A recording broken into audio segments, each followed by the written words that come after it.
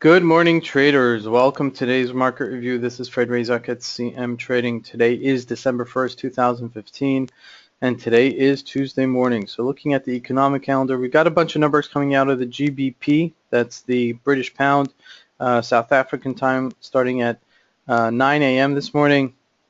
That's a bank stress test coming out at 9 a.m. And then at 11 a.m. GBP, Governor Carney will be speaking. He's the central bank of England's chief, will be speaking. And then at 11:30, we have a manufacturing PMI coming out of Great Britain pound. So that should affect the pound. We'll look at that later as it's a little bit been quiet in that regard. Then later today, we have a Canadian dollar number. We'll also look at that as well. And that will be at 3:30 South African time.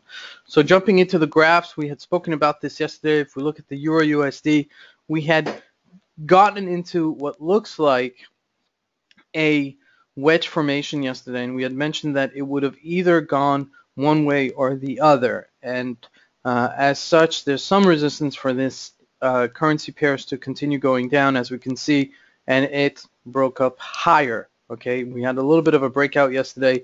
A decent trading day for a Monday, especially after a holiday, especially when it's Cyber Monday out of all days. So we rallied about 40 to 50 pips, and we're not out of the woods yet, obviously. I mean, this is just a break into the continuous cycle that we've been continuously selling off. If we look at the daily, it's been really selling off quite harshly over the past 2 months. And we're looking at the EURUSD here on an hourly chart, and as you can see, we broke up yesterday, and we had mentioned this, like I said before, that it would break out either one way or the other, and if you can catch it, it would really be a great move, and that's exactly what had happened here. You could have made 40 to 50 pips for a Monday. That's a great trade. So let's see if this continues. Let's see if we test this 106.83. If we continue this, I'm not sure that we will. It could be just a short covering, some resistance at support, resistance meaning to go further down, and so I wouldn't get overly bullish right now on the Euro USD, excuse me. So looking at the markets yesterday, the Dow Jones sold off not much, about 70 points.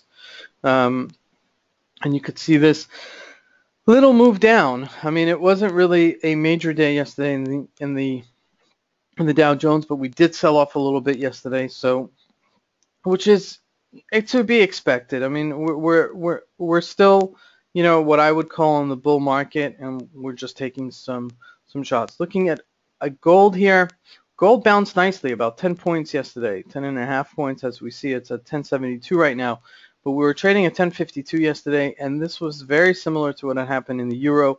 There is the reluctance, that's a better word, so I don't want to confuse resistance. There's the reluctance of this commodity to go further down, and we're just pressing up higher at this stage.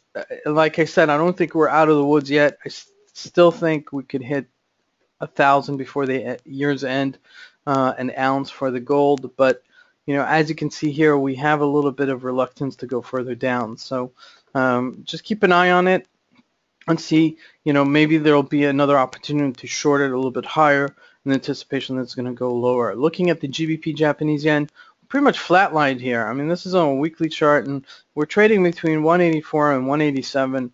Not a big range, but nonetheless, we are at certain thresholds, and we're in almost the lower upper part of this threshold between 84 and 87.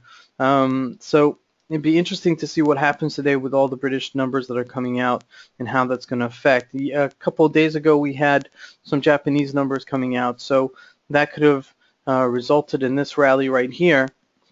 So the question is how further this is going to go. It's a momentum. It's a scalpers market, I think. Just if you're able to get the extremities of this range at 187 and 184, you're doing okay. Looking at the Turkish Lira, I failed to mention this yesterday in the presentation of the daily market review, and this has still been in play. So you know, for guys that are scalping or gals that are scalping the markets, this is a pretty decent Forex pairs to right now trade. Just keep in mind that there's a lot of news coming out of it. You've got to be very careful and keep your losses very tight.